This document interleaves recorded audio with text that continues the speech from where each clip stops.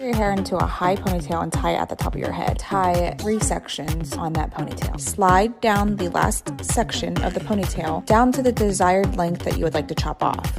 Chop off that portion of the ponytail. After you've chopped it off, finally once all those sections are done, you want to remove all the hair ties and point cut this one full ponytail to blend things together.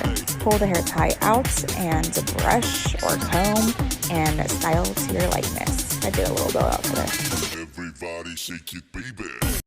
1, 2,